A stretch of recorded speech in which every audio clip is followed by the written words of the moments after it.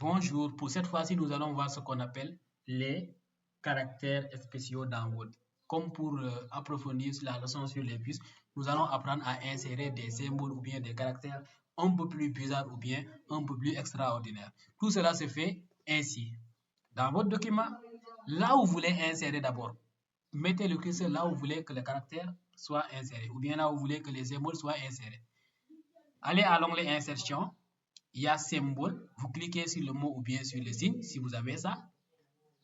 Soit c'est le mot complet qui apparaît plus le logo, soit selon la taille de votre écran ou bien la taille de votre fenêtre.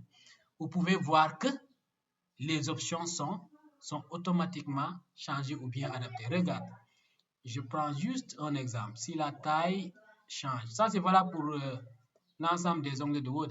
Regarde, vous avez les deux regroupés. Et quand vous cliquez, il y a symbole et équation.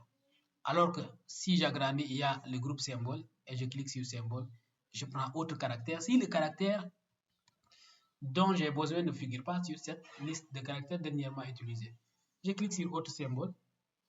Là, tout se joue ici. Les symboles sont là. Sur le premier onglet, les caractères spéciaux sont là. Vous pouvez prendre par exemple copyright, vous insérez ça. Et quand vous insérez, ça tombe ici. Vous pouvez prendre déposer, vous pouvez insérer. Vous pouvez prendre marque, vous pouvez insérer ici. Vous pouvez prendre section, vous pouvez insérer ça ici. Vous pouvez prendre paragraphe pour insérer ça ici. Ça, c'est le cas des caractères spéciaux. Pour les symboles, ici, la police va jouer le rôle directeur.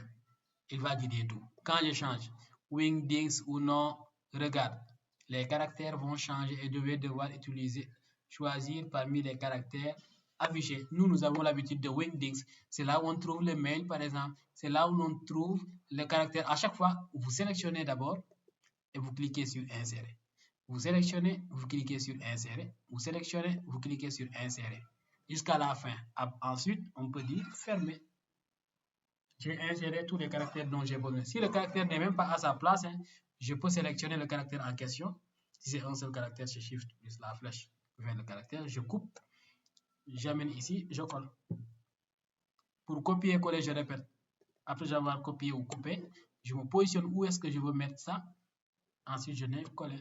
CTRL V. Vous avez tout ce qu'il faut comprendre sur les caractères spéciaux.